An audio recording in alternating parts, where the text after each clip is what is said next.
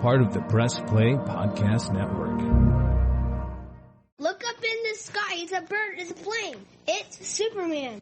This is Jason J. Lewis, the voice of Superman on Justice League Action. This is Mark Wade, writer of Superman Worldwide. You're listening to the Krypton Report.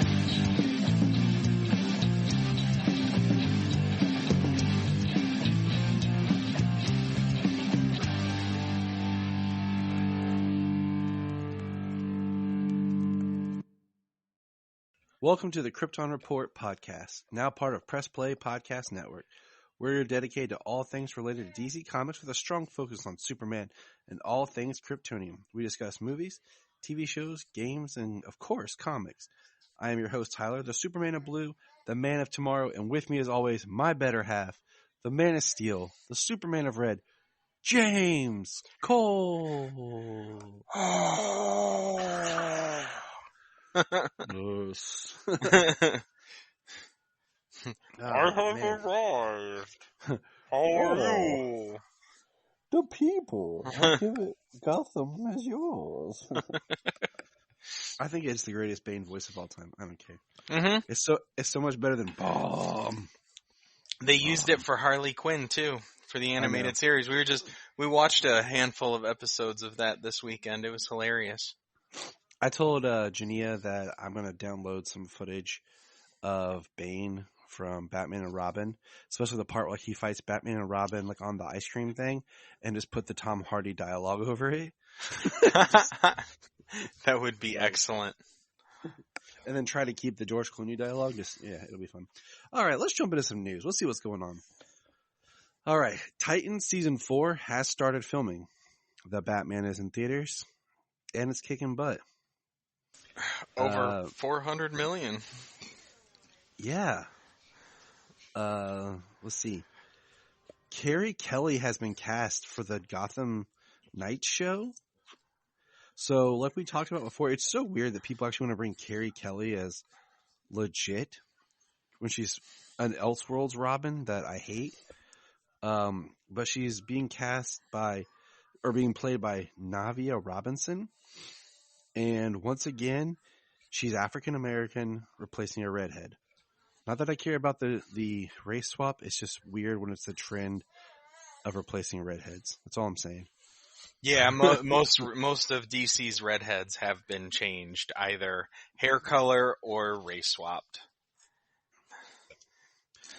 Just redheads not getting no love. That's all. So that's going to happen on that show. Let's see. Gotham Knights, the video game, finally has a date. October 25th, 2022. Woo woo. I can't wait. I can pre-order it now.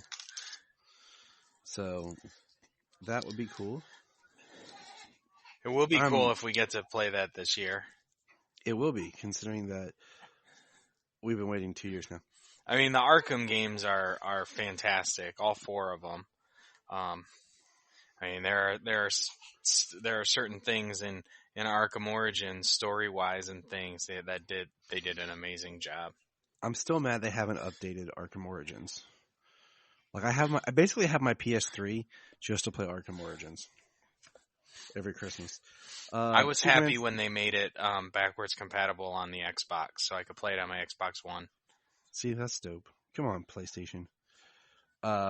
Superman Celebration has announced that Tom Welling and Michael Rosenbaum will be there. It looks like Rosenbaum will be there the 11th and the 12th. Welling will just be there the 11th. George Newbern is also joining Superman Celebration this coming year. So that's something to be excited about. Oh, yeah. Let's see. Well, hopefully, sometime soon, given some progress, hopefully we'll hear something about that animated Smallville revival in the coming months. Hopefully. Well, I'm still waiting to hear something about Green Lantern Beware My Power, the in-continuity Green Lantern movie that's supposed to be coming out this summer. Right, because there was nothing with Catwoman. The movie sucked.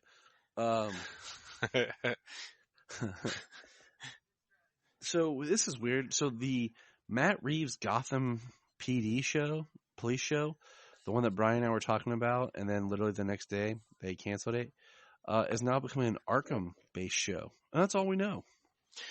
Don't know if it's going to explore the history, if it's going to be like current Arkham, or what it's going to be. But well, yeah. So I'm curious because what we do know about the police show was that it was going to be like corrupt cops and things like that.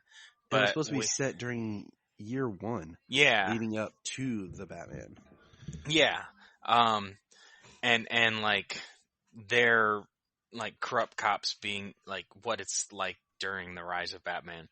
But it'd be interesting if they took that similar concept to Arkham and gave us like some inside baseball, what you will, with the revolving door at Arkham, the way prisoners escape the way they do. It could be very good. Yeah, could be an interesting concept. So I'm on board for it. Of course, they officially greenlit the 2-series Penguin show. That's kind of a duh. And then last but not least, we got a like 1-minute trailer for Super Pets. That's all Batman and Ace focused, which was adorable because we found out Keanu Reeves is going to be Batman.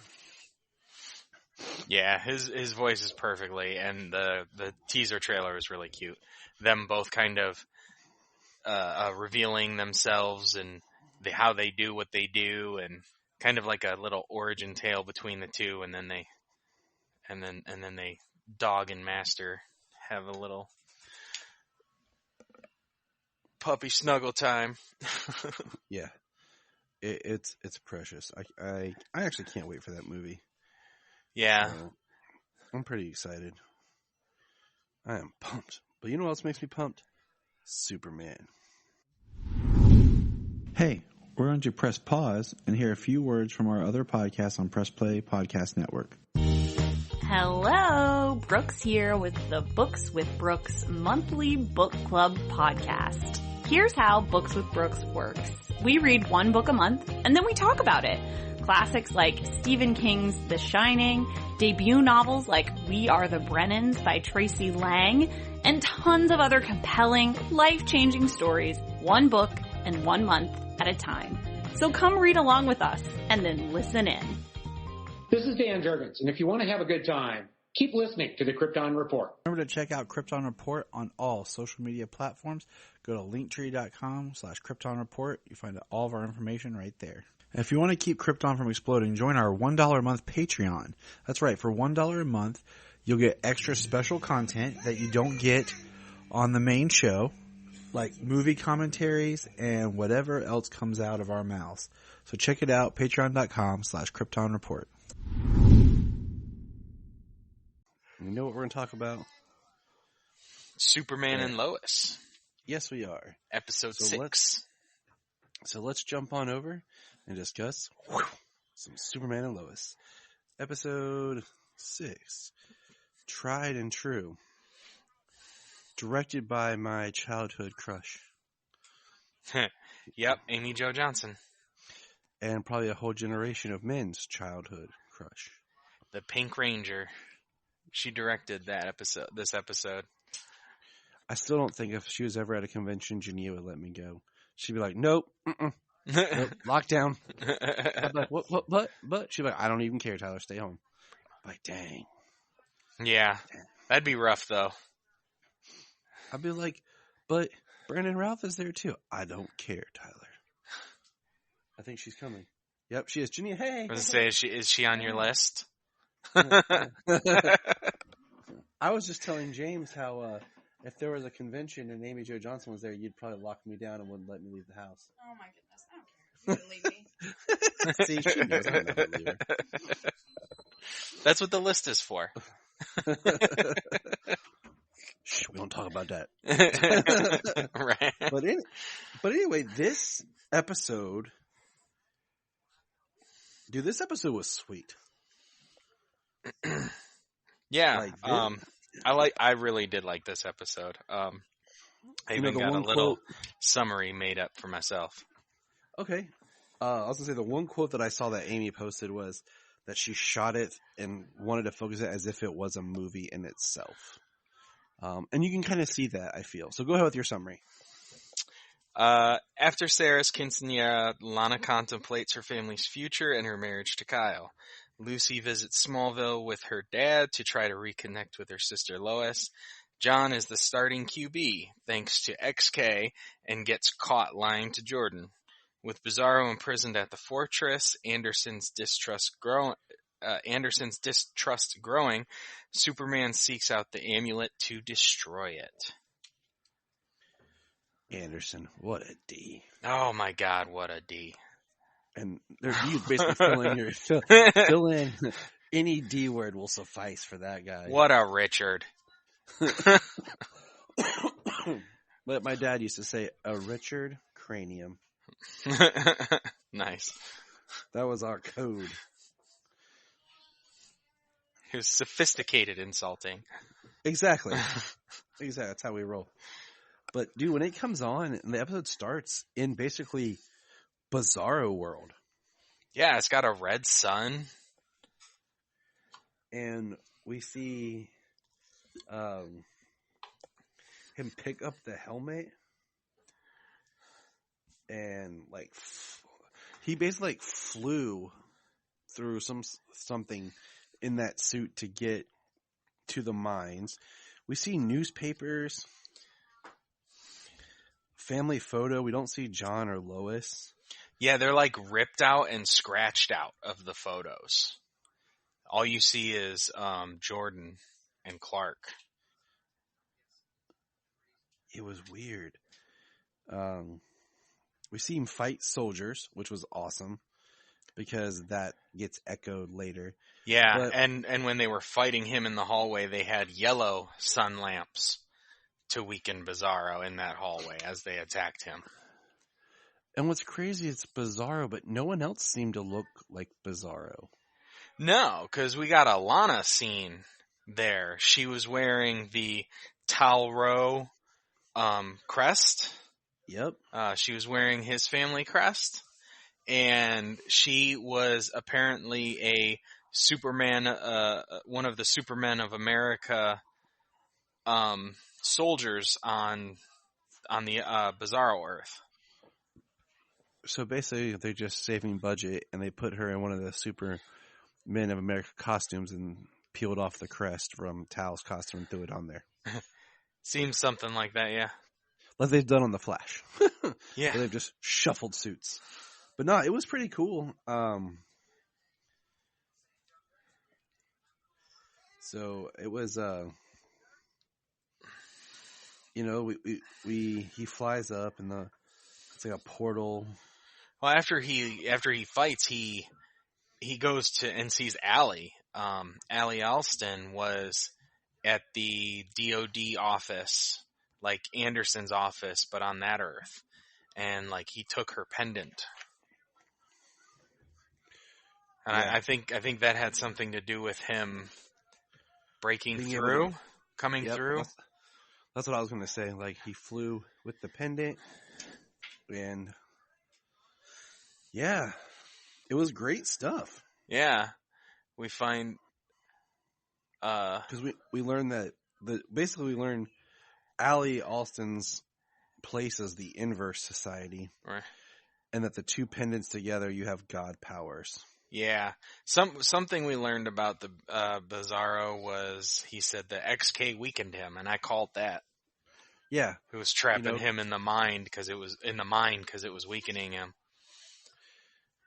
I guess he was lucky he came through with the containment suit, right?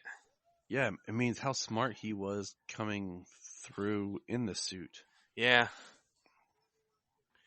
And we find out that Anderson has the person he reports to as Hardcastle. I don't think we've ever heard of Hardcastle before. Did we ever have Lang report to General Lane report to a superior? Yeah. Yeah, no, none that I can think of. I mean, yes, he reported to the president and stuff, but he didn't have anybody come down like Hardcastle came down on Anderson. And she was like, 20 years he worked with Superman and not a problem. And in 6 months, you've alienated our best defense. Yeah. He's like, but yeah, tool bag. And he just continues to be even more of a tool bag as this episode goes on. He's like a whole hardware store. So then we have Jordan talking with John and like breathing heavy, training together. John drops his inhaler. Jordan sees. And then my favorite part of this episode is Clark is finishing packing the boys' lunches, and their bags have gotten bigger. And I even point out to Jania, look how much bigger those brown paper bags are this season. Them boys got to eat. Oh yeah, growing teenage boys. One is still playing football. He needs that food. Might as well just drop a jar of peanut butter, a loaf of bread, and a knife. Here you go, son. Have at it. I do like that. I really, one of the things I really love is just the genuine admiration that Clark has for his friend Lana. Because like he texts to check on her. And you know, we see Lana with Sophie and Sarah. And was it me? Did they change the actress that plays Sophie, or did they age her up? She looked different. Or I'm just not used to seeing her, so I didn't know what she looked like. I just think you're not used to seeing her. I'm fairly certain it was the same girl. She's just not, you know, she was so sparsely used. She was always at the grandmother's house or something. That's what you do with your kids. You just drop them on grandma.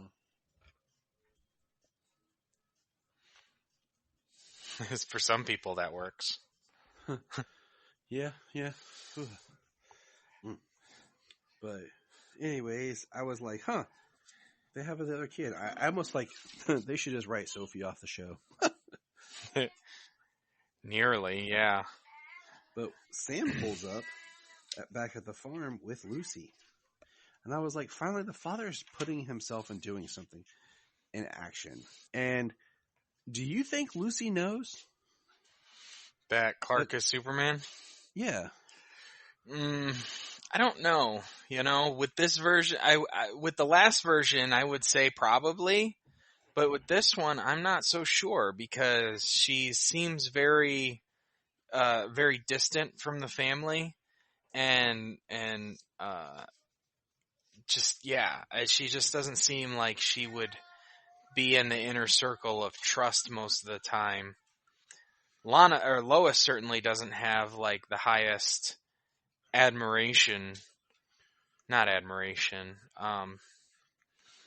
highest of opinion of Lucy, because the way she says that she always finds her way to people like Allie, who promise things and, you know, never deliver or are toxic individuals. It's really heartbreaking. Just their sisterly bond, like that's one thing I love about this episode is you see them actually like Lucy as family, like with the boys, want to know about football, and then her and Lois really, you know, having a good day together. But there's always that tension of like, okay, when's this going to end? When's it going to be the one time I say something and that's it? Yeah, like it's always hanging there. Well, I mean, you know, it comes up because she talks about your friend saw it, your business partner saw it, and she's like, she saw it against her will. She was drugged. Yep. And meanwhile, Alora's mad. She knows it's not true. She's like, come on. Yeah, she's grumpy. She's on Lois's side, you know? But meanwhile, Sam's getting chili dogs. So this should tell you as a dad, never leave to get chili dogs, man. Right? Let your kids argue, but stay there by their side. I like the idea when they talked about jumping back, we're at the funeral for the SOA, not Sons of Anarchy, Superman of America. And Superman is there, and Anderson gets slapped in the face by the one soldier's mother. Classic. Yeah. I mean, granted, he got slapped in the face by a mother, and Superman kind of just stood by because he didn't answer that he had Bizarro or anything until afterwards. Right. I mean, he's trying to communicate with Anderson, but Anderson don't want to listen. Yeah.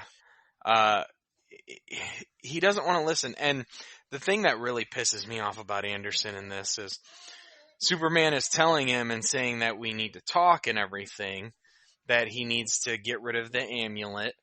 And that, and then he hears the avalanche happen and he rushes out to save the day. And he's like, he'd never tell me anything. And then he finds out what happens, that he went to save a small village in Russia from an avalanche. And then he's like pissed off because he didn't tell him he went to save a village from being destroyed. Like, what does that have to do with anything? It doesn't have to do with like, he doesn't have to inform you on what he does and where he goes to rescue people, especially intervening in a natural disaster. It's not like he's intervening in a military conflict. I loved that scene. Yeah, that scene I watched the whole thing. The 2 times I saw that, I was like, man, you were a douche. I love Superman and like helping people and speaking their language. We're gonna hold off on one thing. We'll come back to it.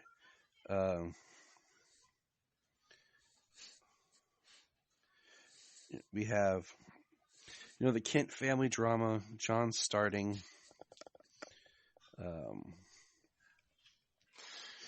Lucy's excited about football. They're at the game. Oh, you're fine. See, I'm coughing too. I'm still alive. And they're all like, building up to go out on the field, and Clark, he sees John, and John takes a hit at his locker, and it's sad, he wins, of course. Yeah, like we'd seen him get certain things, like certain abilities and stuff like that with his, with it hitting the inhaler. But here during the game, he's got like super fast perception. He's got precision passing. Like, the stuff he hits is like next to impossible for the pro, let alone a high schooler. Mm-hmm. Yeah, it's a little fishy. Yeah. But my thought is, if John's doing XK, can Green K affect him? Because Jordan learns of the inhaler and the drugs, but yet Jordan can't put together who he's getting it from. Right. Well, one of the things that kind of gets me about it is, they don't really go into the fact, like he doesn't even contemplate the fact that he's half Kryptonian. Like, what is XK even gonna do to him? Right. It seems like everyone who takes it gets like one power, and it seems like Jordan's manifesting multiple powers. Right. Well, it's kind of like Jordan. Like Jordan, he was like the emotional teenager, and he kind of like manifested his powers like mutant wise, kind of a thing. And Jonathan hasn't had that trigger yet. So like, it's like latent. It should be like in him somewhere if it were to come out at all, but it's kind of like the XK is forcing it to come out, and he's getting all of these different powers. And it's not like that. It's not like a human where the person gets strong and fast. but they're not going to be Superman level. But you give Kryptonian this, and his Kryptonian powers come out, then like that's a totally other level than just a superpowered human. Mm-hmm. So yeah, I mean, it's like they're overlooking that factor, but we'll see. Yeah, and they find out Jordan finds out in the stands because they find out that Timmy, his mother, found the inhaler, and that the police are now involved, and that, more than likely she's probably keeping him off the team. He's no longer allowed to play. But that's when Jordan finds out that John lied to him earlier about the inhaler being his girlfriend's. Candace? Is that her name? Candace, yep. Yeah. Candace, the drug dealer. Couldn't have used the character that's father was a criminal in Central City. We had to drop her and create Candace here. So, whatever. And then, of course, Clark has to leave in the middle of the game. He's got a stomach ache. Which is a nice line. The coach was like, that guy really needs to learn to take care of his diet. Yeah. Says that about Clark Kent, but, Clark Kent is jacked and shredded. Yeah. Yeah, for real. And then Clark goes to see Anderson. Anderson's the ultimate D because he tells, his superiors that he has a way to find basically Bizarro, and he just needs their approval. And Superman shows up and he traps him with red solar lamps and shoots 2 shots of green K into him. And Superman starts fighting back in the same parallel way that Bizarro fought soldiers at the beginning of the episode. It's reversed, and the way that the fight is, like when Bizarro threw people left, Clark is throwing people right. Mm-hmm. And when the guy comes in and he like knees him and throws him against the wall, the guy came in from the right, where with Bizarro he came in from the left. And then, of course, they have the red solar lamps instead of the yellow. It was really cool to watch. And Superman's, arrested for treason based on Anderson because he's a prick. Yeah. Superman's had a working relationship with the Department of Defense for 20 years, but they're going to arrest him for treason now. Because he's not telling Anderson exactly what he wants. Yeah. And so that wraps up Superman, but let's jump back to, here's a question I pose to you. Do we like the path they're taking Kyle and John down in the show? Are we digging what's happening? Because like our good friend Levi said, it seemed like we liked Kyle. He was doing good. He, last season he wasn't the stereotypical dude, and then all of a sudden, no, he was. They just saved it for this season. Right. I mean, I don't know. I don't hate it. I mean, they did discuss how they had a few hard years there. And things kind of turned around a little bit after Sarah's accident. And then it started turning around more when we saw season 1. Mm-hmm. And well, that's what Lana finds out because she goes to see Tanya and discuss with her what happened. And she finds out that Kyle ended things after Sarah's accident. That he was there for his family and his children, but he didn't pick Lana and their marriage first. Yeah, which is why I think she tells him, that he needs to move out for now. we find out that it ended 2 years ago, and that they were... So Lana and Kyle confront each other at the house. She asked him how long it went on. He said 6 months. And she asked her if she was ever in their house. He said 1 time. Then she goes and talks to Tanya herself. And after getting advice from Clark. Yeah. Because Clark would say, want to know how long, the circumstances, because he said when Lana asked him if Lois had ever done it and if he could trust her again, he said, if I was going to be with her and work on things, I would have to. Yes. Which is the only real response. If you're going to try and make it work, and this is real life too, if you're going to try and make it work, you have to offer up that trust again. It may take time, but it's true. Exactly. And then Tanya says it was 2 years ago, Sarah's accident, and the episode ends, like you said, where Lana comes to Kyle in the farmhouse. The firehouse. Yeah, same place. Firehouse, and tells him he needs to move out.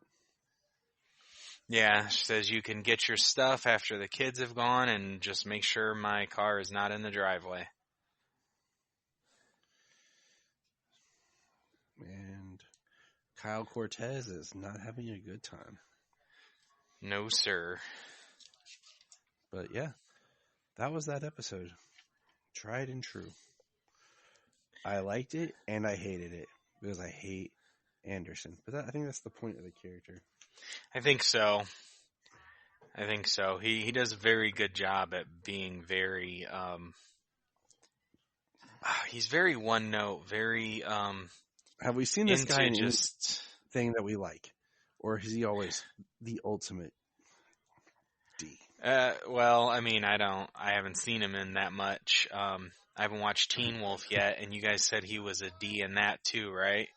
Yep. He was a big Richard there too. Yep. And we think we saw him in The Dark Knight Rises. Yeah, he was on the cast list. So, but yeah. Go find him in that good old Teen Wolf and you'll be surprised. But hey, that's where we're going to put a pin in it for tonight as we struggle to try to feel better. Let us know your thoughts on everything. And we look forward to more and more wonderful DC content, especially with all the movies coming up this year. So remember, look up in the sky. We just want to say, if you've enjoyed this podcast, please check out other podcasts on the Press Play Podcast Network. But also, if you love Superman and DC Comics, please listen to the following: The Last Sons of Krypton, Superman the Animated Podcast, Holy Batcast, The Geek of Steel, Digging for Kryptonite, The Aspiring Kryptonian, The All-Star Superfan Podcast, and Superboy the Legacy Podcast. Enjoy.